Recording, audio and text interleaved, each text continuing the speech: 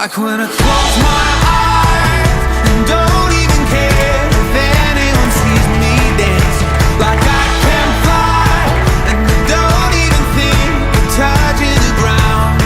Like a heartbeat, So we have a like seat an to open begin the grave, program like a tonight. one-way trip on an aeroplane. It's the way that I feel when I'm with you. Welcome to the 2022 Alumni Hall of Fame Banquet induction ceremony. And I think I know just about everybody, but I'm Bruce Belcher. And it's my honor right now to introduce our principal, Jennifer Graves.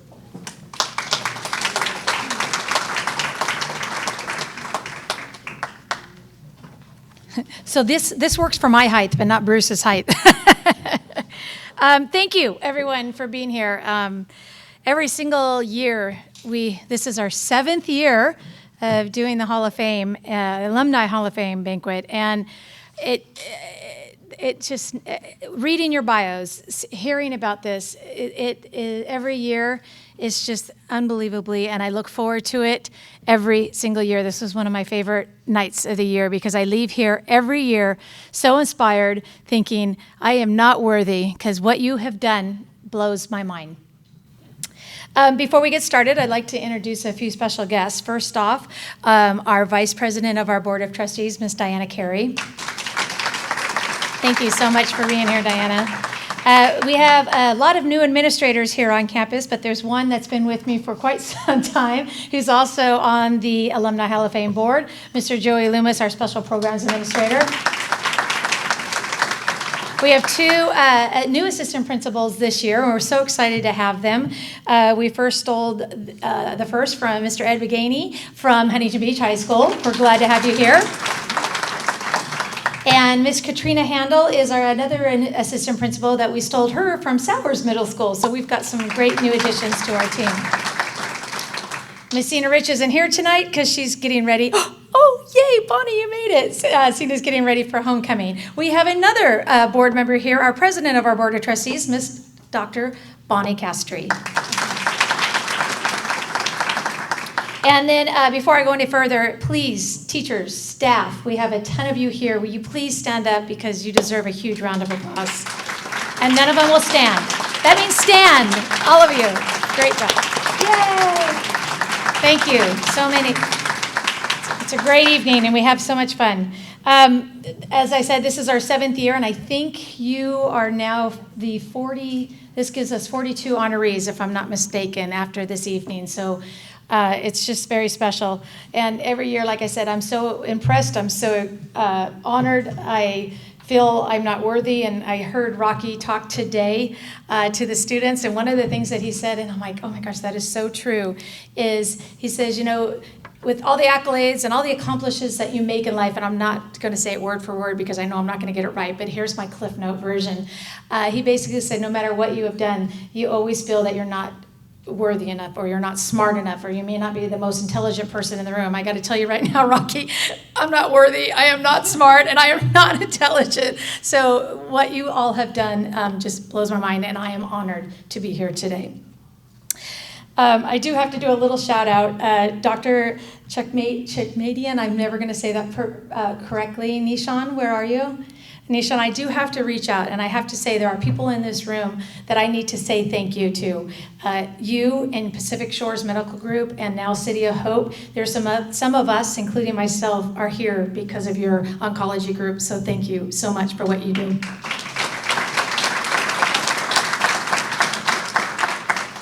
There's a lot of you, and I don't want to spend too much time, and I can't wait to hear your story, and I can't wait to just have an enjoyable evening. But again, thank you. But before I go any further, I want to thank the Hall of Fame Committee, led by Bruce Belcher and Dave White, and all of the Hall of Fame Committee. Can you please stand and be recognized for what you do every single year running this program?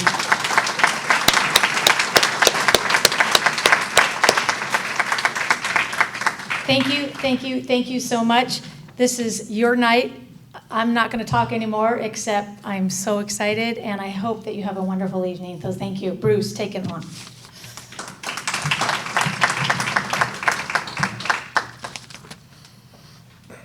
Thank you. I would like to thank some people as well.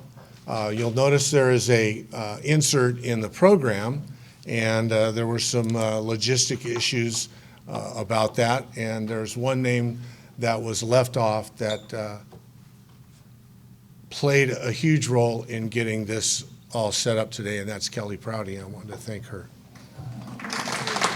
Next year we'll get her on the committee and get her on the pamphlet. There were some issues with that. In fact, they're hot off the presses today. I picked them up at like 1:30. Anyway,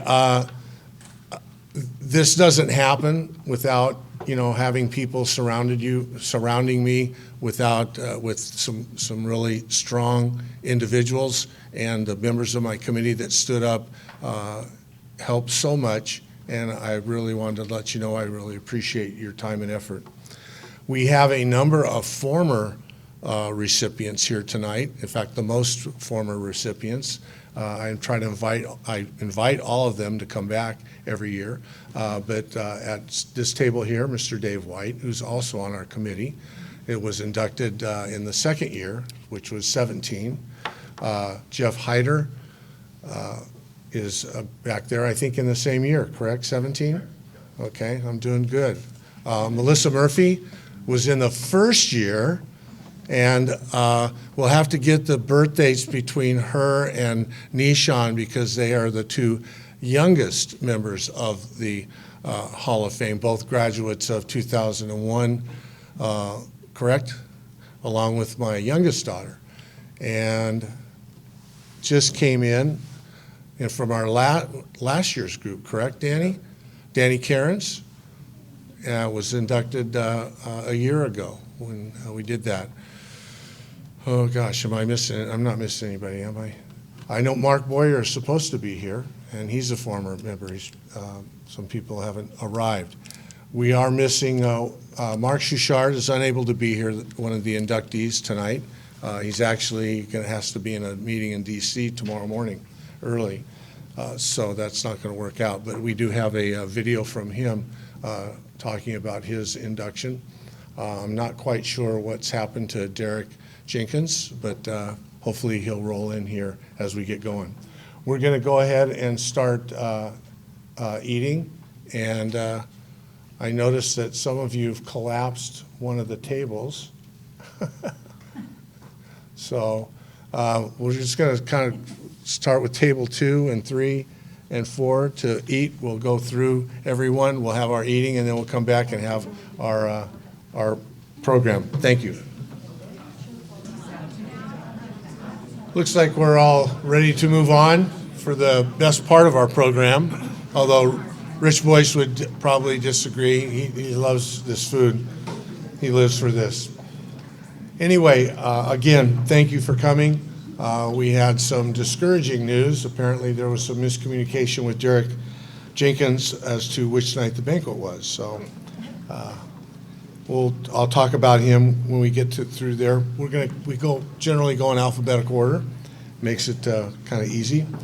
And after we do the Rocky, the presenters and the recipients will see the format of how this works, because Rocky asked me to be his presenter, which I'm honored to do. Obviously, for some of you, you may not know, but I coached Rocky as a sophomore football player back when I was a sophomore coach, and then when I moved up to the varsity, coached him again on the varsity level. But probably my better memories, actually, was in my U.S. history class. And, he obviously spoke to the kids today, and I remember one of the things that he talked about, one of the questions that they asked him, when did you decide you wanted to go to West Point or go into a military school? And he says, pretty much around my freshman year. And I kind of knew that too. And so we had this going battle. He was going to go to West Point. My dad was in the Navy, so it's an Army-Navy situation. I think the other thing that stood out to me about his comments to the kids today, as Jennifer alluded to part of this, is there's going to be obstacles in your life. And he talked about not getting into med school the first time. And here's someone who goes to West Point, serves our country, learns to fly planes, helicopters, serves with distinction for our country, and then decides to get his MD and goes to the University of Texas and gets his MD. But he wasn't accepted at first, and I think the message he gave the kids today that I thought was outstanding is just to learn to persevere. And Rocky's persevered. He's become an outstanding surgeon, and I'm truly indebted to having this honor right now. And this may be a little hard for me to say, but go Army, beat Navy. Rocky Balsh.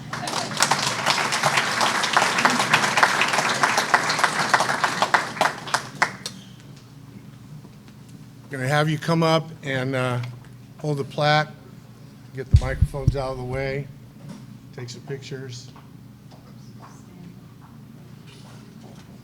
We got enough of this in the background? Yeah. Okay, all right. I'll set this back over here. You can take it later. All right. Looks good. I'll lower this a little for me. Anybody hear me? Is that okay? Yeah. So thank you so much, Mr. Belcher, for that heartfelt introduction. Having you introduce me is a huge honor in and of itself.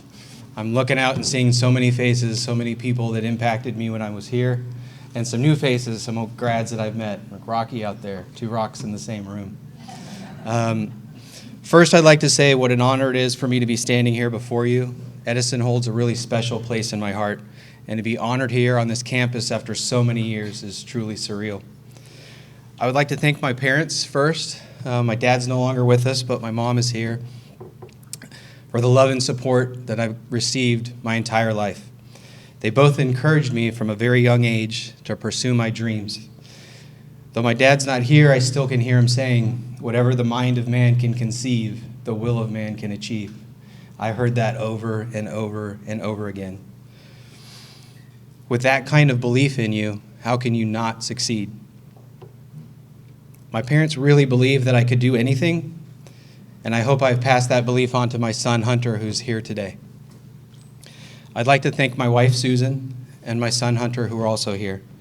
Susan is the best thing that ever happened to me. I'm not sure what I did to deserve her, but she'll have my heart until its very last beat. Susan shared this quote with me: "Your greatest contribution to the universe may not be something you do, but someone you raise." And for me, that's my son. I'm proud of him not for what he's done or what he might do, but for who he is as a man. He's the best of me and my wife. And isn't raising the sons and daughters of tomorrow what Edison does at its core? It prepares kids for the next step in life, the same thing that parents do. And that's what it did for me. I'd like to thank my sister, my brother-in-law, also both Edison graduates, my nephews, one's a grad and one's going to be a grad soon, for sharing this with me tonight, as they know, family means everything to me. My family moved here to Huntington Beach when I was 7 years old. The first thing my parents did was to sign me up for junior All-American football. And what a great choice that was. We practiced here at Edison, we played our games here at Edison, and of course, we went to varsity football games. That was it for me. That little boy at 7 years old, all he wanted to do was to grow up and be a Charger and wear the green and gold, and I got to do that. What I didn't know then was how much my time here at Edison would impact the rest of my life. My dream to become a Charger finally became a reality in 1986. It's a long time ago, and it didn't disappoint. I thoroughly enjoyed my time at Edison, and I really tried to get the best out of it that I could. Edison showed me how to be successful. It was literally modeled in front of me every day by many of the people, faculty, coaches sitting here before me. Coach Belcher, Coach White, Coach Harrell, Ricky Justice. And there he is, Coach Myers. He's a little shorter, so I can't see him. That's because the first thing he said to me today was reminding me about my slow 40 time.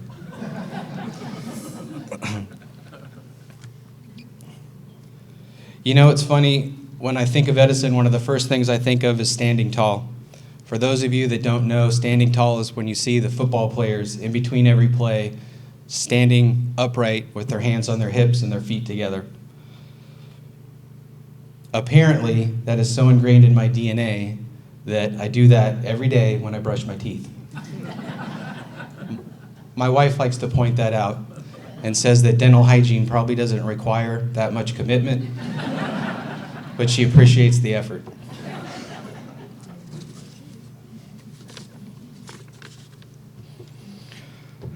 Edison has a tradition like no other. It has always been like a family. The support in the community is a major factor in its success. People here really want you to succeed. They feel invested in your future, and that sense is palpable to me. I still feel that connection to this place some 32 years later, which is why I flew all the way back from Virginia to be here tonight.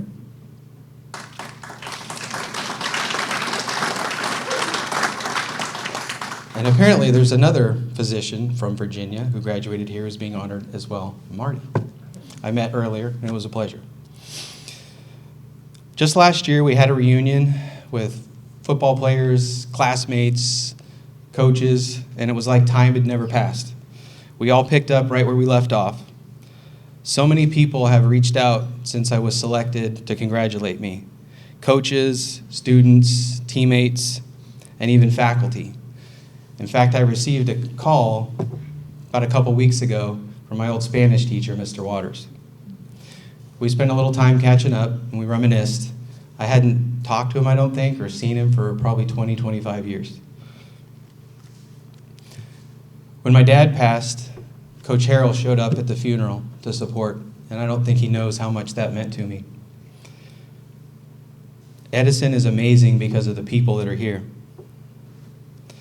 How amazing is it to have people in your corner really rooting for you?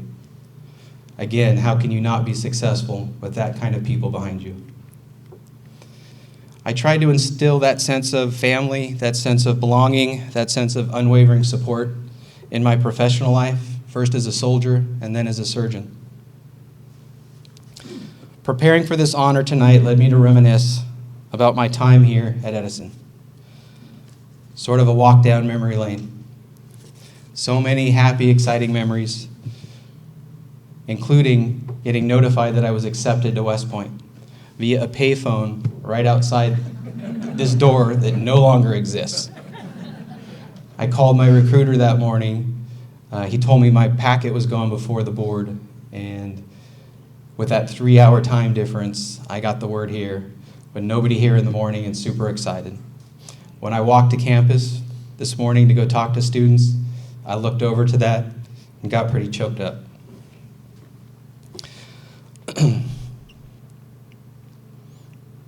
This school is just an amazing place. It's the culture, it's the tradition, it's the spirit. Thank God my parents didn't move to Fountain Valley. Amen. Who knows where I'd be today? All of those people put so much of themselves into carrying on the traditions of this place in order to pass it on to the next generation of Chargers. They're all amazing individuals in their own right, and that's what makes this place extraordinary. The Hall of Fame brings us here tonight, not just to celebrate the achievements of alumni, but also to bring recognition to the institution where for many of us it all began. And perhaps most importantly, to inspire future generations of Chargers to chase the stars. May all the Chargers stand tall in the face of adversity. Proud to be a Charger. Thank you.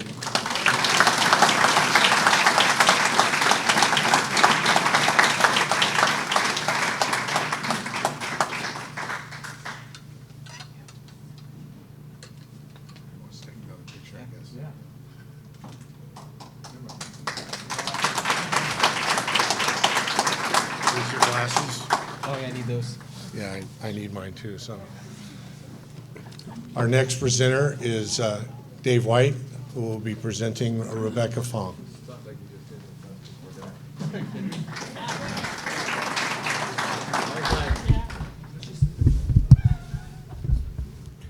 People always ask me, why you coach? Why did you coach? Why did you teach? For guys like Rocky Balch, that's why we coach. Okay, for guys like Rocky Balch. So I'm kind of the replacement presenter here. Wendy Kroll, who's a great friend of mine and a classmate of mine, and also a classmate of Rebecca's, nominated Rebecca and was going to present to Rebecca, but she's been in Connecticut and has had some health issues lately. So she passed the baton to me, so hope I can do this worthy, Rebecca. Rebecca Fong entered Edison as a member of the class of 1975, but accelerated her studies to graduate early with the class of 1974, which is me, in order to pursue a degree in biology with every intention of entering medical school. So it took me 4 years to finish here, but she only took her 3. After college, those career plans were put on hold when the opportunity to work as an international rock and roll manager presented. A few years later, she was an executive manager at TriStar Studios in Hollywood. For some, those career goals would have been enough, but Becky's desire to continue learning and helping others led to a new career path. Her graduate degrees included international policy, national intelligence, and Russian studies. She learned to speak Arabic, Russian, Dari, and Greek. Those are a few more than I can speak. I can barely speak English. Becky accepted a position with the United States Department of State as an elite Foreign Service officer assigned to embassies in some of the most dangerous parts of the world. Her embassy assignments included Bahrain, Iraq, Syria, Afghanistan, and Turkey.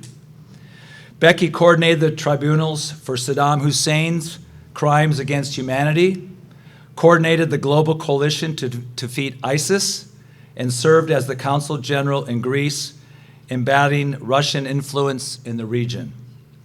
Most recently, she was based in Turkey, overseeing the Syrian crisis with the Kurds. Becky has lost a lung, some vision in one eye, and risked her life multiple times fighting for international human rights.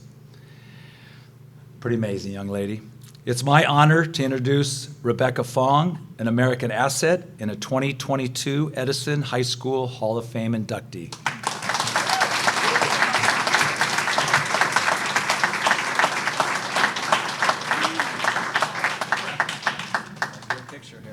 I can't speak, I only have one lung.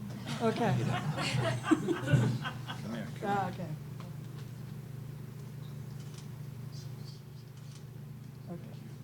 I'll get this for you later. Okay, great. Okay, this is nerve-wracking.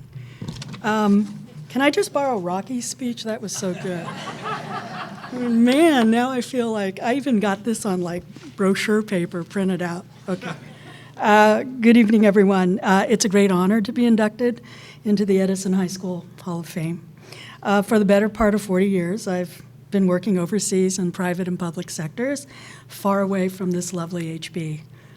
Even PCH has got like 8 lanes. This is something very new to me. Just a few days ago, I officially retired from the U.S. Department of State's Diplomatic Corps, and I want to thank Wendy Kroll for even remembering who I was and to put forth this nomination. I don't know how she tracked me down, really. I was just like, what?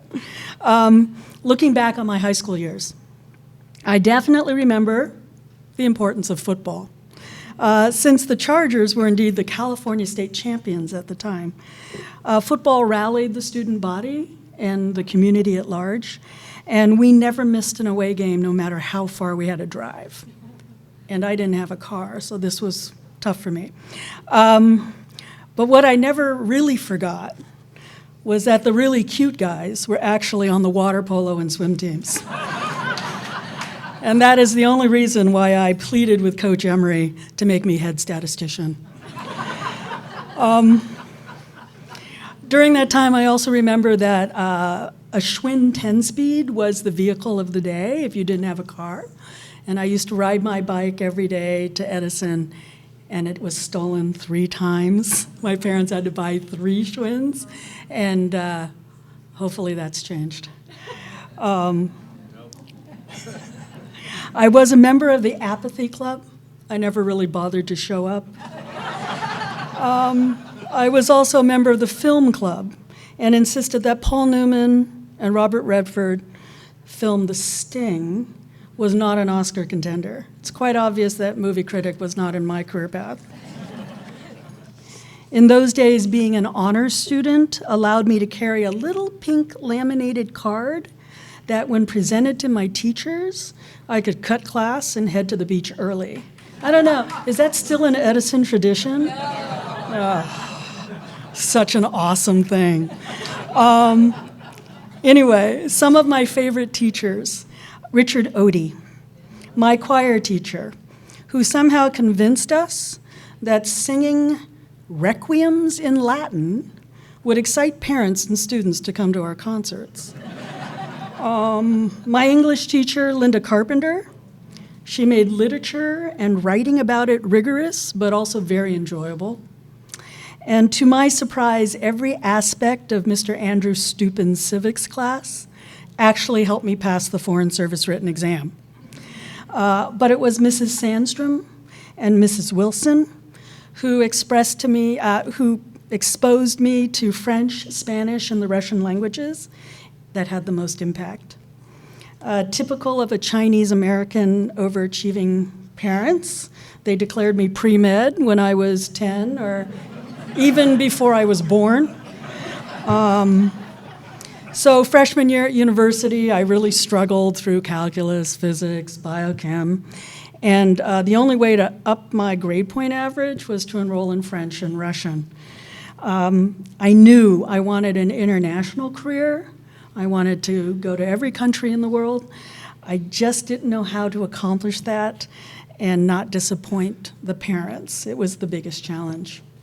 But in the end, it was Russian that allowed me to live in Russia during the communist era and serve for the US government after the fall of the Soviet Union. Mandarin Chinese allowed me to teach English at Beijing University right before being evacuated in Tiananmen. Arabic helped me tremendously working in Iraq, Syria, Lebanon, Jordan, Egypt, and Algeria. And Dari Persian got me around parts of Western Afghanistan negotiating safe passage for our military. And Greek gave me the opportunity to represent US interests in northern Greece. My love of languages kind of actually started at Giesler Junior High in Spanish, but that love solidified here at Edison High. Learning French, the language of diplomacy, helping shape my international career.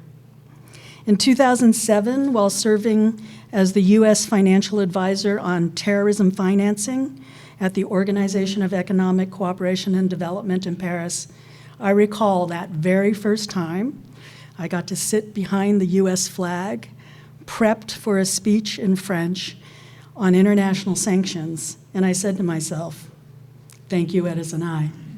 Go Chargers.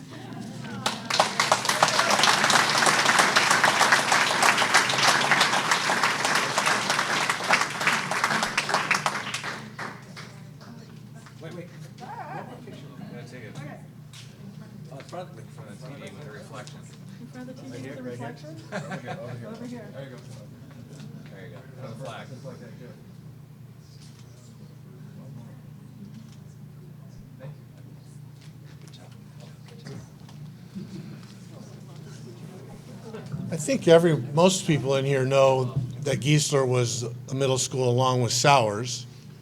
They shut that down. I can't remember exactly when, so I just kind of, those of you that remember Lisa Pate, our inductee 3 years ago, Rebecca, you and her should get together and do stand-up. As it was pretty good. I'd like to take a few minutes just to talk a little bit about Derek, since he is one of our inductees tonight, attending the Art Center. I don't need to read the whole thing here. I think the thing that got most of us was that his design of a new electric vehicle, the Lucid Air, which they were supposed to be driving here tonight, but It broke down. it broke. It ran out of batteries. Yeah, it didn't have enough of a charge. But if you look at the bio of him in the program of what he's accomplished, and I think it bodes well for the diversity of the types of people that we've inducted into our Alumni Hall of Fame. And I'm as disappointed as most of you are. He was unable to make it here with the Lucid Air, and which was, as it says down at the bottom, was named the 2022 Motor Trend Car of the Year. And this was an Edison student who designed that. I talked to, when I was introducing Rocky and a couple of the other individuals today that were speaking, Penny and Marty both came. You know, I said, these are people that walked these hallways, sat in these chairs, and, you know, some of you, there's one group that was in here second period. We had 4 classes in here. And I said, and hopefully I would think that someone in this group will be inducted down the line. 15, 20 years from now, maybe, but what kind of accomplishments you might have. In the event, moving on, we have Gene Andrews, who's going to introduce our next inductee, Penny Lambright.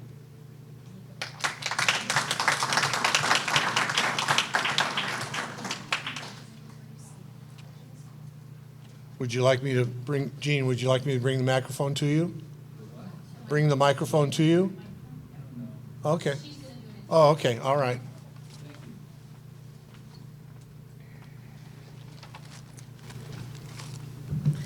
My dad was so honored when Penny called and wanted him to introduce her tonight.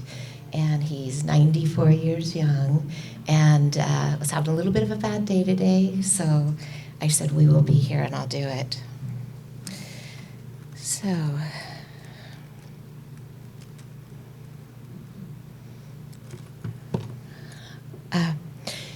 How my dad met Penny was she lived in the tract that we grew up in, and he would always see her running around the street. And when she got older, he would see her walking her dog. And Penny always took time to stop and talk to my dad, which really meant a lot to me also. And as talking to my dad, she told him about her business that she had that was a decluttering business. So she would go into people's homes and she would give them a new chance of life. She would declutter and give them the freedom and the space to live their life. But what she found is she had so many household items, furnitures, dishes, all kinds of things. And something that she was always passionate about was the military. So she took her creative mind and the ability to not be able to accept no from anybody, and decided to start a nonprofit. And so men and women, when they get out of the military, they can go to her warehouse, which actually started in, I believe it was just like little rental area, which now has expanded into a huge warehouse. They can go in there and completely furnish their apartment. So she started 11 years ago, and she has now furnished 10,000 men and women that have served our country.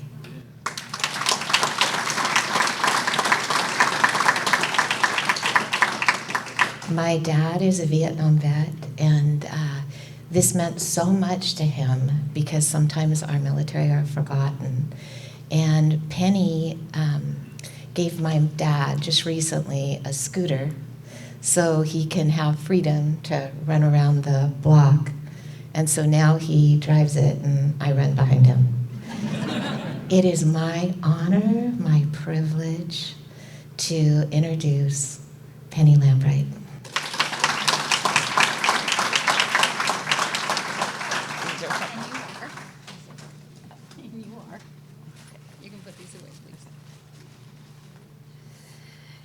Good evening. It's my honor to be here and be back at the Charger location again. It's been a lot of years. I was not very active in high school. I came to school here. My siblings have all graduated from here, and I'm the youngest. And the thing I remember the most, and I'm going to get teary-eyed about this. The thing I'm going to remember the most is Mark Boyer and Mark's family. His family are Christians, and his family opened their doors for Bible studies for anybody that came to school here. Being the youngest, my siblings went on and did their own things because they didn't want to have to babysit me and all those kinds of things.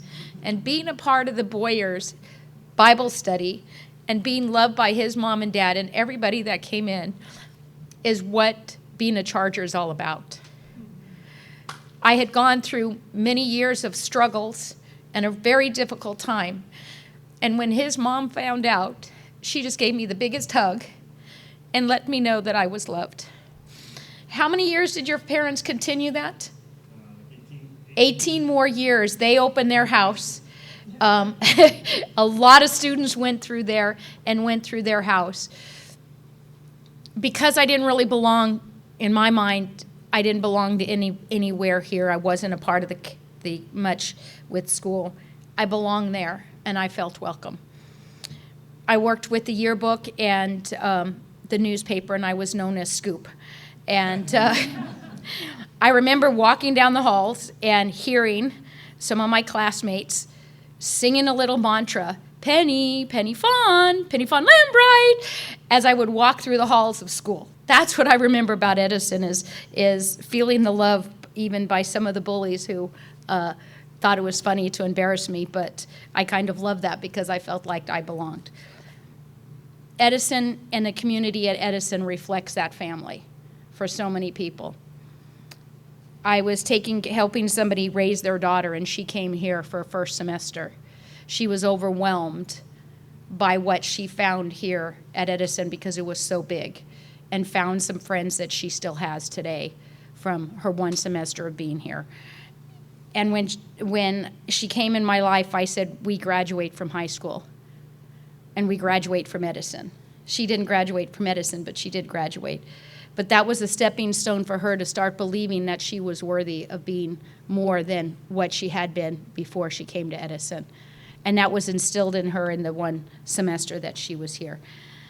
I'm extremely honored to be here among so many, to me, that have more adventurous lives. I was raised to be a service person, and that's what I do. I serve our military. My organization is called Patriots and Paws, and we provide home furnishings to any veteran, active duty, and reservist. When my dad was at Camp Pendleton, he built my parents' furniture out of fruit crates. I still have one piece of what he had built for her. That need is still prevalent today, as my nephew, who has served 17 years after he came back from his second deployment, said to me, my unit needs help. What are we going to do? I said, we're going to fix that. Now, I had no background in nonprofit world. I had no background in doing any of that. I had a lot of background, but not in that. And I had no idea what that meant. And as of today, we have helped over 10,000 families, given a value of $8.5 million worth of stuff back to our servicemen and women. We serve any veteran, any active duty, any reservist from Fresno South. How many people in this room have served our military? Please stand up.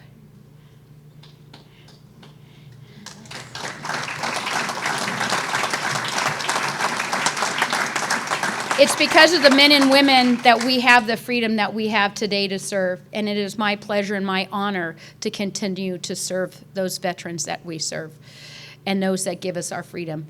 In today's society, I think that as women, we have more at stake for our freedom than we ever have in any other time in American history. And people ask, what do you mean by that? I said, look at the countries that are trying to take over us and how they treat our women. For me, my freedom today is worth more, I think, than any other time because it so easily could be lost if our military doesn't defend us. So it is my honor to be here today and to receive this award. And again, I feel unworthy because of those that have come before us and done other things. But I do know, and one of the things that I told the students today was all of us matter and everything that we do matters.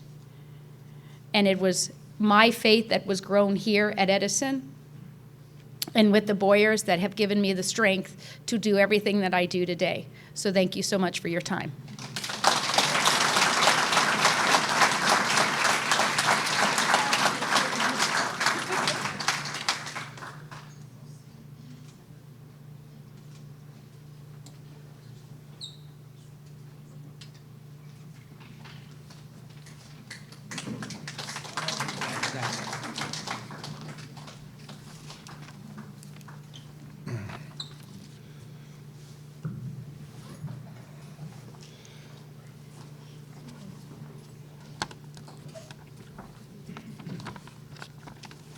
Our next, excuse me, our next inductee is Mark Shouchard.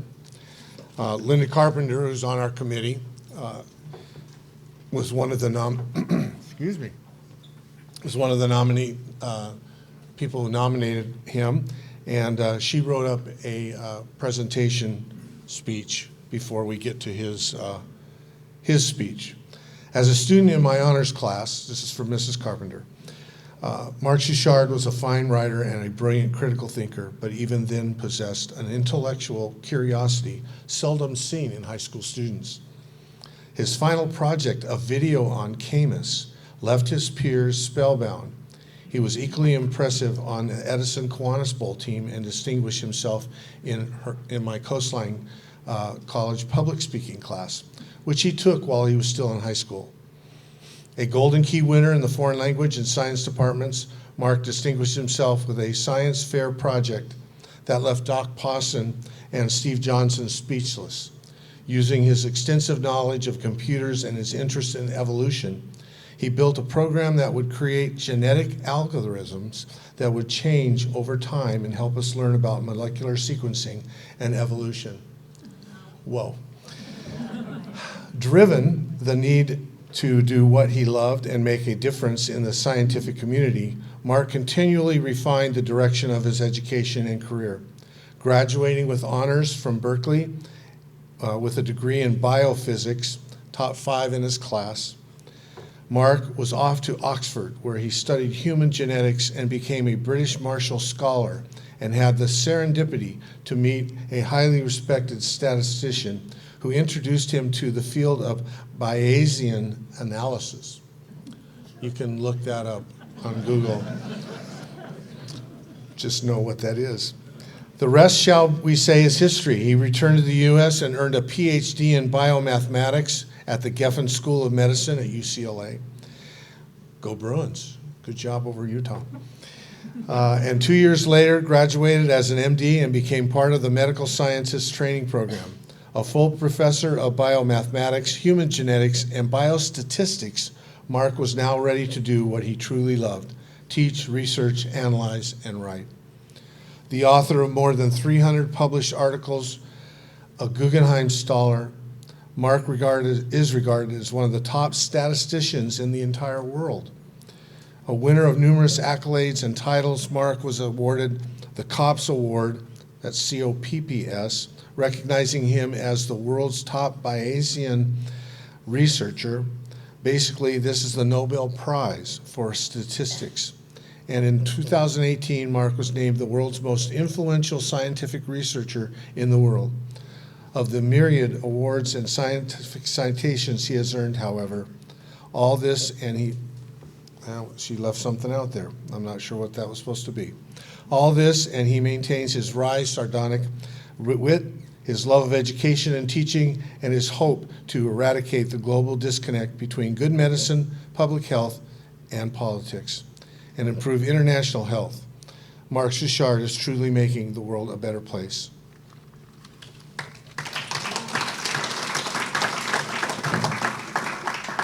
This is Mark.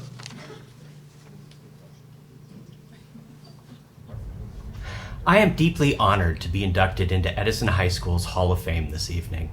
Coming from a family of 4 Edison graduates spanning all the way back to 1981, I suspect that none of you know that my Edison experience almost never happened. My twin sister Heidi and I were actually enrolled as freshmen at Univ High in Irvine, planning for a late summer move. But fate fortunately stepped in as that new house literally crumbled and we scrambled to enroll the Friday before classes started at Edison. I am so fortunate and relieved to have spent those informative years in Huntington Beach and at Edison. The opportunities that Edison afforded me have been lasting and still directly impact my life and career today. To start, I'd like to thank Ken Ammon and the Model United Nations program. Throughout my 4 years, my parents relentlessly teased me about my lack of formal social studies and civics, but quickly stopped when my MUN experience landed me first a paying job politicking in Washington, D.C., and then an extended internship at the World Health Organization in Geneva. To Linda Carpenter, I owe my apologies. She pushed me for years in Kiwanis or Quiz Bowl, but I could never find the love of trivia that my older brother Jeff and his, together actually since Edison wife Julie, had as multi-year winning team captains. But at least I was able to drag my dad, who is the spitting image of Alex Trebek, to all of our matches together. Norma Wilson indulged me by allowing me to take 2 different foreign language classes and helped me cut through the red tape to make that happen in my Edison class schedule. She also challenged me to live abroad for part of my life, a challenge I took up in both Germany and the United Kingdom for a handful of years. Finally, I owe tremendous gratitude to Steve Johnson and John Pawson. Both encouraged me to follow a crazy research idea I had, using new computing ideas back in the early 90s to study how genes may change over time. And further, they encouraged me to bring this research to the state science fair, something they said Edison had not done before. Ironically enough, I'm still working on about the same research today, and it has granted all of us a better understanding of how viral pathogens, like the causative agent of COVID, emerge in human populations, and occasionally how we can better control these viruses. For this, we all owe Steve and Doc our thanks. Thank you very much.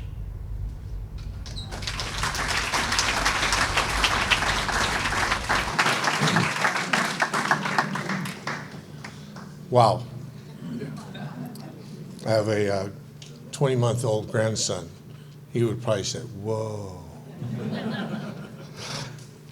Our next presenter is Brittany Anderson to present Nishan Checkmedian.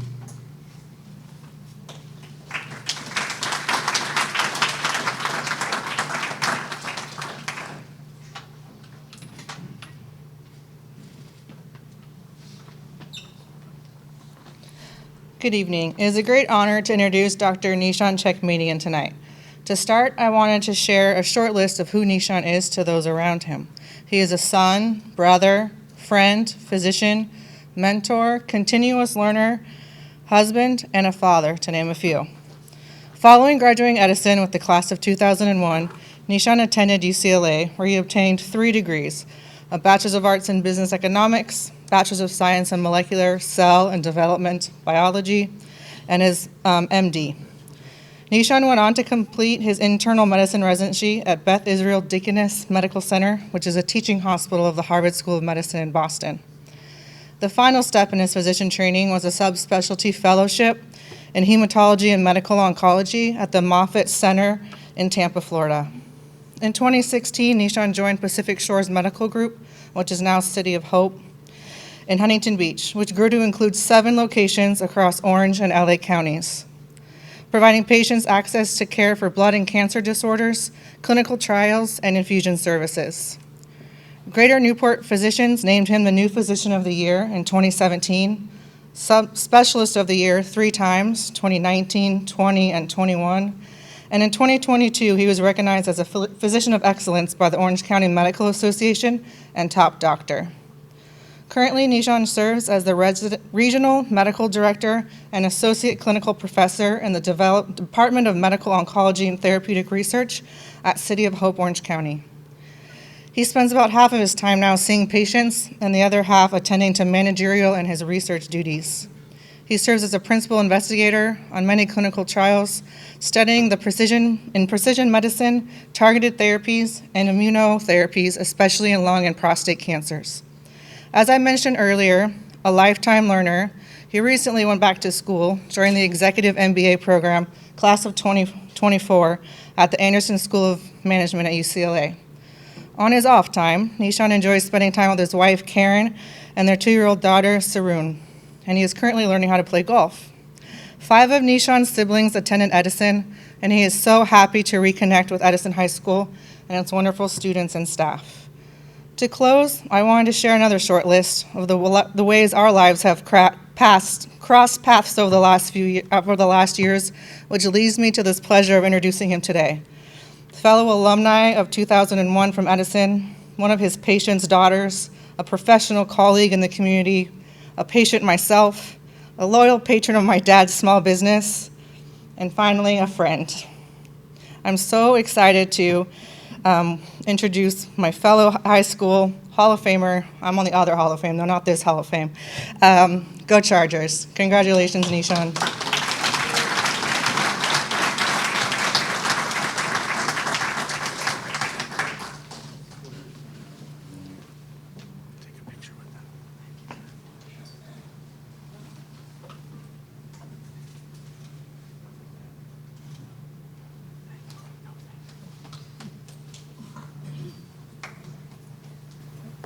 Thank you, Brittany.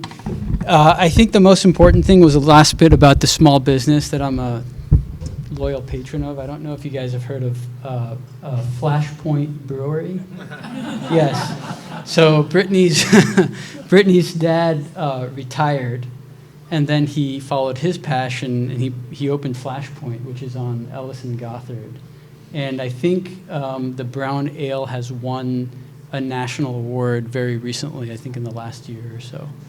So thank you, Mr. Belcher. I can't call you Bruce. I'll try to get there, but thank you for this great honor. I'm so impressed with the whole Hall of Fame program, and in fact, I know I've mentioned it before, but I've been every time I drive by the school, the thought crosses my mind that I really want to get back involved and come and talk to the students. I'm looking forward to doing that tomorrow. I'd also like to thank my parents who are here, Simone and Seta Chekmedian. My dad, they call him Dr. T. He actually started Pacific Shores Medical Group and of course, the office in Huntington Beach, which has been a center where many people in our community have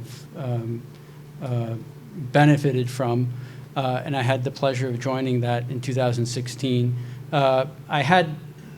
There were 6 of us who came through Edison, so a couple of my siblings are here. Vartan, he can raise his hand.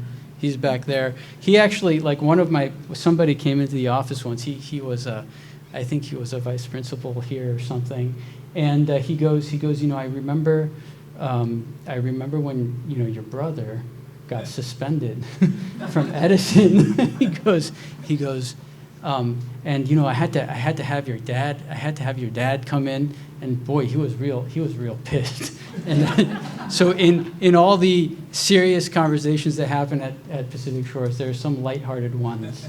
And some of that lightheartedness I actually learned right here, like when my soccer coach, Coach Kurt here at Edison, I think he had to review the grades once in a while, and he got my grades, and it was like, the grade was an A, and then I had, satisfactory in something and satisfactory in something else, and he said, Nishan, what are they saying about you? It said ASS, and I couldn't figure it out. I couldn't figure it out because I was so serious at the time. It was like, what did I do? Like, did I get a bad grade or something? So he taught me. I remember that moment distinctly because he taught me how to keep it light, and those like little lessons were so incredibly important. And I was trying, and of course I remember Mrs. Carpenter's English classes and Miss Hall learning how to write and how to communicate. which served me so well. I was definitely prepared for college. You know, I was maybe a little bit on the aloof side. I sometimes, you know, wasn't involved in everything in high school. But let me tell you, when I came back here in 2016 to practice mainly in Huntington Beach, around the corner from where I grew up. In fact, I found myself moving into the house I grew up in, which, thank you, that was helpful. But I moved into the house, so I grew up on, you know, the Kmart's no longer there, of course, but on Magnolia and Yorktown, right? Unfortunately, the Kmart's not there anymore. It's a Home Depot now, which is pretty good. But I was in the same house, traveling the same route that I traveled in my car to come to Edison. The office was around the corner, but I often have to go take PCH over to the local hospital. And of course, there were always these obstacles, and there were certain days that were, you know, low days, and actually there were some days that were very tough. But every single time driving down Magnolia, every single time when I passed Edison High School, I said, no, this is Edison High School. I went here. This is my community, and I can do this. So it's kind of like what Dr. Rocky was talking about with the, you know, I didn't play football. I don't know if you can tell. But I, you know, the stand up and stand tall thing, same sentiment. You know, same sentiment. When I was driving back from work, same thing. So the school continued to give me actually more and more confidence as the years went by and I practiced. And so and that's because of all of you, because of all of the teachers and all of the administrators that run a tight ship and make sure things stay on track. The whole school looks absolutely fantastic, and I'm just so impressed. I do want to mention, I want to thank Mr. DeStefano and his wife, Mrs. DeStefano, Jen. I know that, you know, we have had many important moments together, and I love your family, and I thank you for your support, and I look forward to talking to your two classes tomorrow. That's going to be a lot of fun. So when I reflect back on, you know, I went to Boston.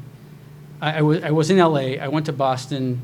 I went to Tampa, and then I came back. And the thing that has been most fulfilling to me has been the privilege of being able to come back to the community and to serve the community and the people in our community.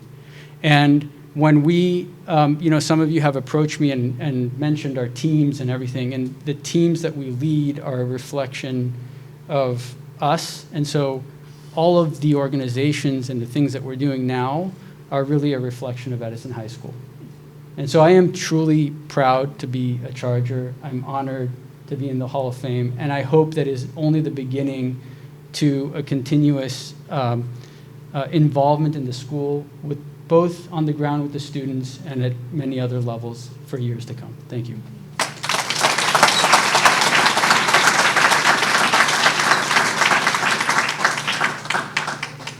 Forgot your plate, Misha. Sorry, your plate. That's right.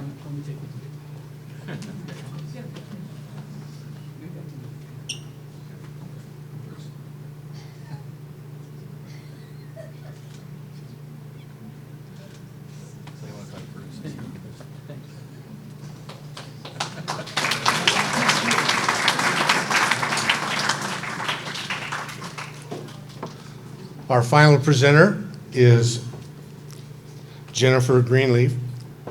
She's subbing in for Linda. This is Martha's sister, and she is going to present Martha Wellman.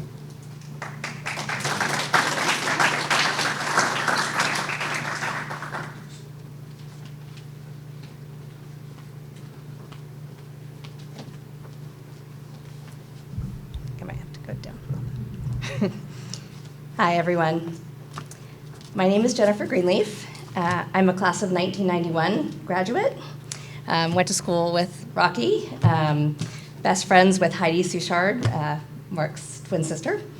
And I have 2 children who graduated Edison, one who's here tonight, my daughter Maddie, class of 2017, and a son, Tyler, class of 2019. But tonight I'm here proudly to introduce my sister, Dr. Martha Wellman, as Edison's newest Hall of Fame inductee. I've always known how amazing my sister is, and on a personal level have always admired her intelligence, dedication, empathy, and genuine kind approach to which she lives her entire life. She's a committed wife, mother to 3 kids, and a dog mom.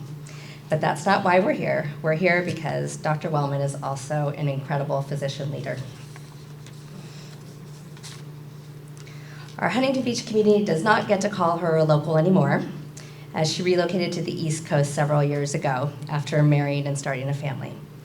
However, since she has been on the East Coast, she's certainly taking a Surf City approach to making waves in her community.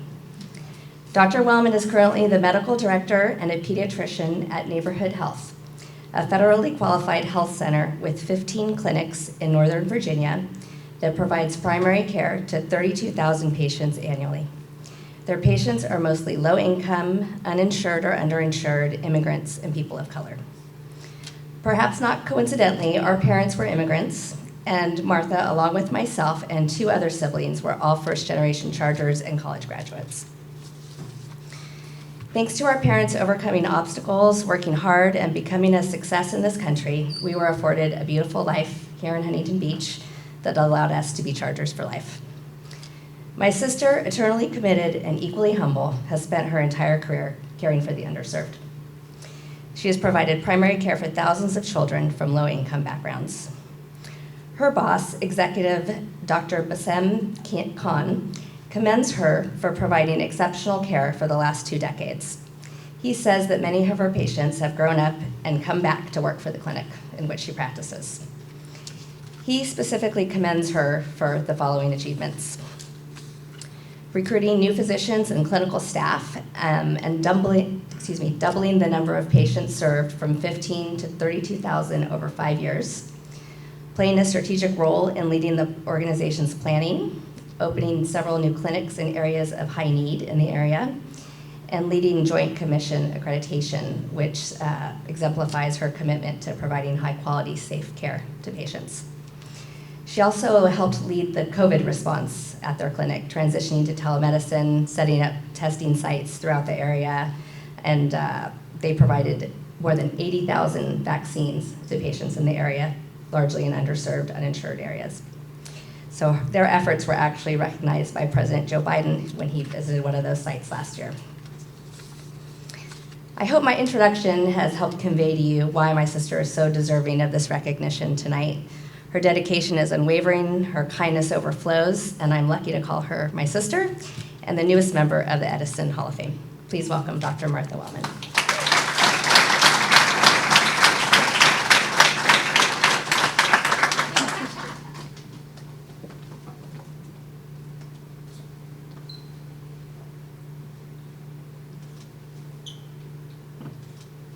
Thank you.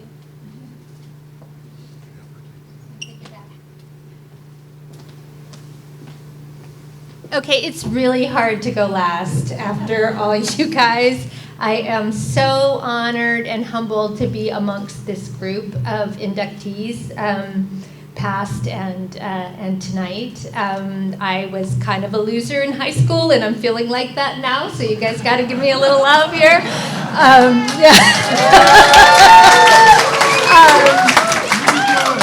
I want to thank everyone involved with this project, especially Bruce Belcher for all the work he puts into this. It's a great honor and really meaningful to me and to my family that I'm here inducted in this Hall of Fame. I want to thank my nominator, Linda Endo, who is sick today, so she couldn't come, so my sister stood in beautifully to introduce me, but big hugs to Linda. If you ever watch this video, thank you for noticing my work and for putting me up here to do this. I came to Edison as a 13-year-old who didn't have any friends. My parents had moved out of the area and then came back. My old friends didn't like me anymore. And I was nearsighted, but I didn't want to wear my glasses, so I squinted all the time. And I really wanted to fit in, but I didn't know how. I wanted to be popular. I wanted to be beautiful. I wanted to be Linda Ronstadt, actually. I wanted to be good at sports or art or singing or anything that was cool. But I didn't really care about being good at math.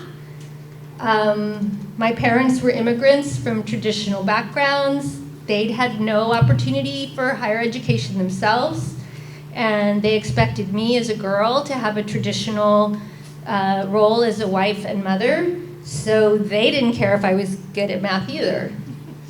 But I was good at math. So math was a place where things made sense to me. There was no searching for hidden metaphors in texts, and there was no subtle social rules to understand. I didn't need to know what was cool. It was just an equation, right? You find some like terms, you combine them, you do a little factoring, you eliminate things on both sides of the equation, and the value of X is right there. It's perfect, it's clear, it's indisputable, and I loved it. I really learned that equations are just points or lines, and I learned to understand infinity. And I learned that there's things in the universe that you can only understand through math. Math was my favorite class. I love my algebra teacher, Mr. Will Summers. I don't know if anybody remembers or knows where he is now, but he changed my life. He was smart, he was gentle, he was kind, he was funny, he wasn't cool, he didn't care. But I remember clearly at the end of 9th grade that my almost to be sophomore self told Mr. Summers that I didn't think I needed to study more math, because back then there wasn't like a certain number of years you had to do, you just had to do algebra. And so I don't know where I got the idea, but I told him that I didn't think I needed to know geometry or trigonometry or any of that other stuff, because you just needed to use algebra and you were good. And he was so patient, he was so nice to me, I remember really clearly. He said, well, yeah, but if you don't take more math, you might be closing a few doors, and you're only 14, so do you really want to close doors right now? And well, that made a lot of sense to me, so I was like, okay. So I signed up for geometry, and I did really well in geometry and trigonometry and calculus and all the rest of it.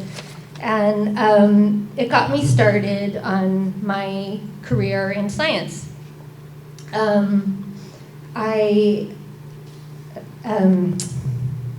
So through math, I think I got the confidence that I could learn anything.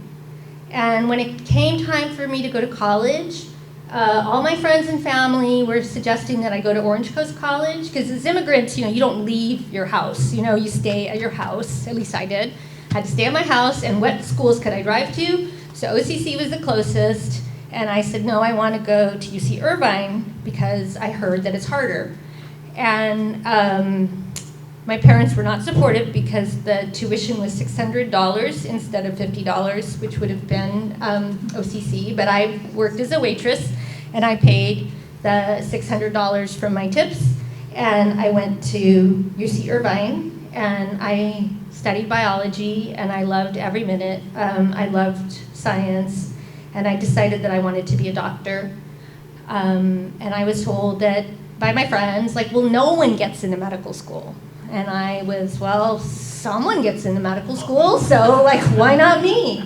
And I think my experience at Edison and doing well in math and being encouraged by my math and science teachers really gave me that confidence to pursue my career as a physician.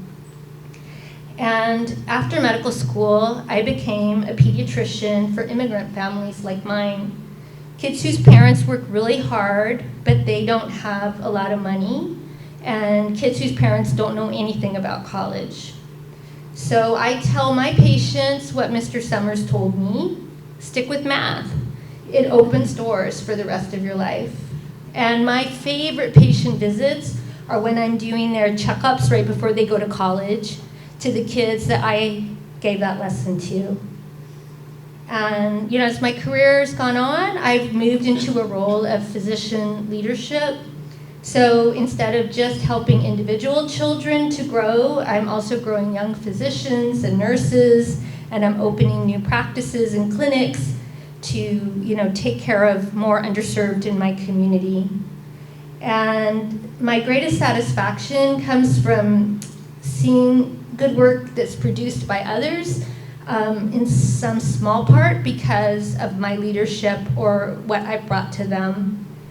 And it's becoming like one of those exponential equations in Algebra 2, where things start really small, but then over time the curve starts to go up, and your impact is multiplied over and over again in your community. My math and science classes at Edison set me on a course for a career I love. I still don't know what outfits are in style. I'm still not good at sports, and I'm certainly not very cool. But I realized that I don't really care about those things anymore. I found out I'm happiest anyway on the top of a mountain in a sweaty t-shirt and hiking boots, and I'm wearing my glasses so that I can see the hawks and the eagles that are soaring in the sky. And my greatest joy now is seeing others grow into the best and healthiest versions of themselves, no matter how humble their family's beginnings are, and imagining the contributions that they will make someday. So, thank you, everybody.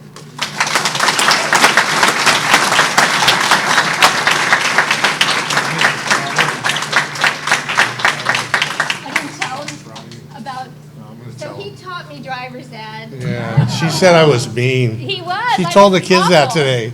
He was mean. Of course, it was and in the class there were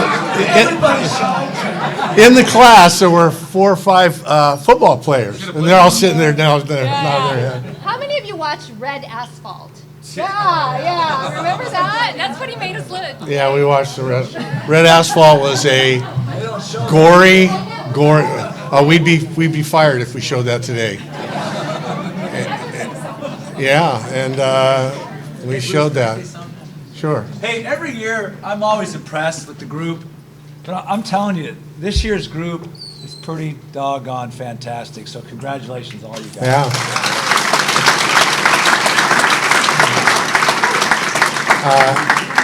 I can't get over how just every year the stories that and you all came at it with a different little approach, but you all had your uniqueness to it, and that's what.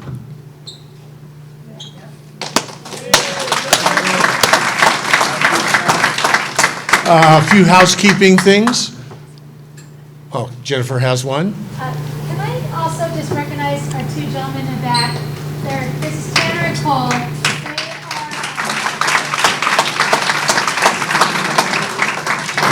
and Cole are like our leaders in our cinematic arts. If you ever go to our website and you watch our whole TV episodes, these 2 gentlemen are literally in charge of all of it. And they're just doing such a great job. They've got a busy week with homecoming prom night and the Bell Week next week, and they're here tonight making sure that all of you are videotaped. So I just wanted to say thank you.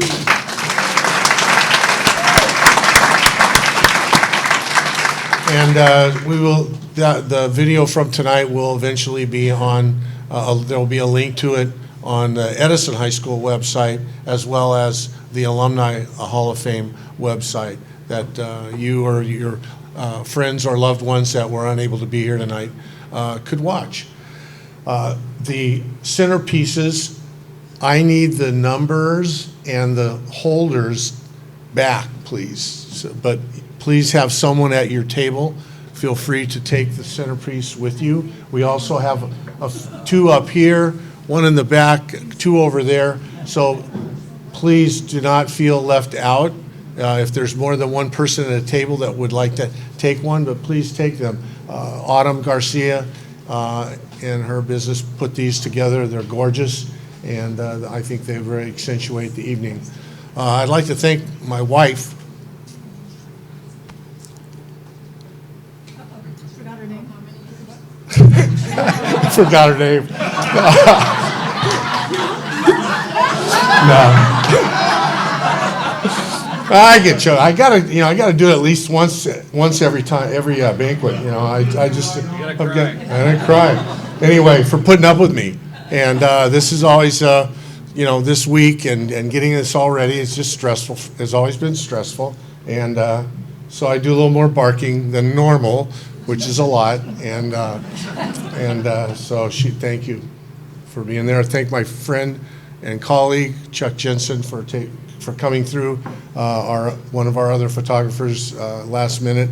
And he was my ace in the hole as need be.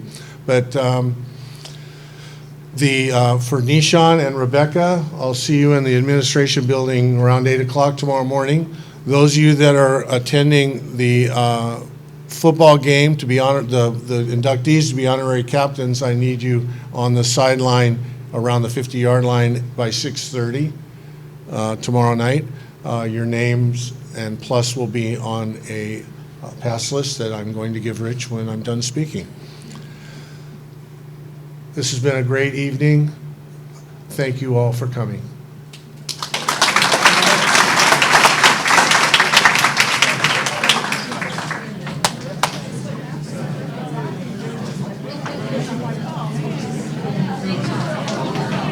Good job.